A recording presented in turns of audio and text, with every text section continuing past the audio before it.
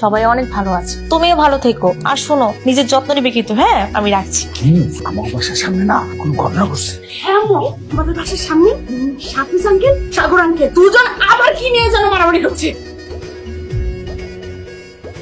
কি ব্যাপার, এত রাতে ওরা এখানে কি এমন করছে বলতো? কিছুই তো বোঝা যাচ্ছে না, মনে হয় গুরুতর বিষয়। হ্যালো, রানা রানা রানা। আরে বাবা কি বলবে বলো না, খালি রানা রানা বলছো কেন? রানা, দুইটা ঘটনা ঘটেছে, এখন কোনটা বলবো আগে সেটা বলো। তোমার যেটা ভাল লাগে সেটা আগে বলো। আরে আমার বাসার সামনে তোমার বাবা আর সাফিজ আঙ্কেল কি নিয়ে যেন ধাক্কাধাক্কি করছে। কি বলছো তুমি? আব্বু তো আমাকে বললো যে সে ঢাকায় যাবে। আরে না, আঙ্কেল তো আমাদের বাসার সামনে, আর সাফিজ আঙ্কেলের সাথে কি নিয়ে যেন কথা কাটাকাটি করছে। আর ভাইয়া, চঞ্চল ভাইয়া কি বলেছে জানো? আমি তো ওয়াশরুমে যাবো, সাংঘাতিক ইস্যু চেপেছে। হ্যাঁ, একটু চেপে রাখো না। আরে না রে বাবা, আমি 2 ঘন্টা ধরে চেপে আছি, আর পারছি না তো। তুমি 2 ঘন্টা যাবো চেপে রেখেছো কেন? গেমস খেলছিলাম। শোনো না, চঞ্চল ভাই কি বলেছে? ধরো রাখো না তোমার চঞ্চল ভাই, আমি আগে ইস্যু করে এসে আমার পেট ফেটে যাচ্ছে। তুমি লাইনে থাকো এখন। হ্যাঁ কি বলবে বলো? চঞ্চল ভাই বলেছে তারা নাকি প্রেমিকা নিয়ে ঝগড়া করছে। কি বলো তুমি? এই বয়সে? আর আমার মা কি বলেছে জানো? আমার মা আমাকে বলেছে তোর মুখে যেন জীবনে কোনোদিন প্রেমের কথা না শুনি।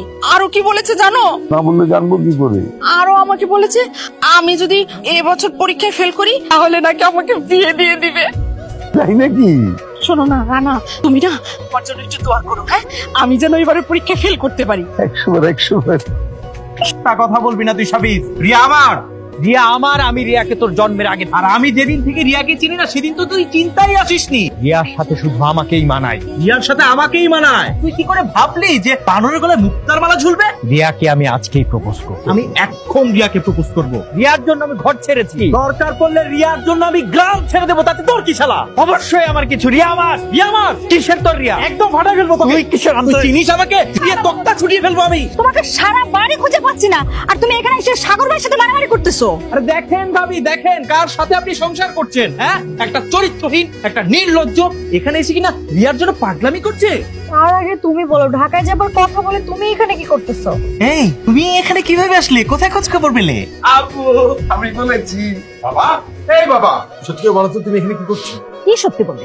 সত্যিটা আমি বলতেছি, তোর বাবা আমার প্রেমিকার কাছে চিঠি লিখছে, ওইটা আমি হাতে নাতে ধরেছি। এখন আমার প্রেমিকার বাড়ির সামনে এসে দেবদাস আসতেছো। আজকে তোমাকে ছুটাইতেছি দেবদাসগিরি। বাবা চল তো বাসা। রকি, সে বাসায় যেতে পারবে না। তুমি কিন্তু প্রত্যেকটা মানুষের সামনে আমার অপমান করতেছো। অপমানে কি দেখছো তুমি? সামিহা, তুমি বাসায় চলে যাও, আমি বাসায় চলে যাবো। তুমি আমার কাছে মিথ্যা বলছো। আজকে তুমি বাসায় যেতে পারবে না। রানা, বাবাকে রেখে চলে আয়। রকি, জি মা। চল বাড়িতে চল। আজকের পর থেকে তোর বাবা না। সে দুটি বাবা ছি। রকি বন্ধু টাটা।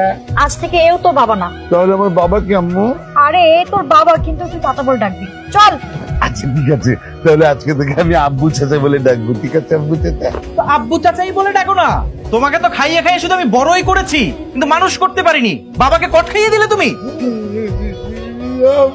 তোমাকে চিকন চালের ভাত খাইয়ে আমি শুধু শুধু পেটটা মোটা বানিয়েছি। পেটের মধ্যে তো কোনো বুদ্ধি নেই তোমার। তোর জন্য আমার এতগুলো ঝামেলা হইলো। তুই কথা বলবি তো মার খাবি। সাবিত, তুই কিন্তু আমাকে চিনিস না।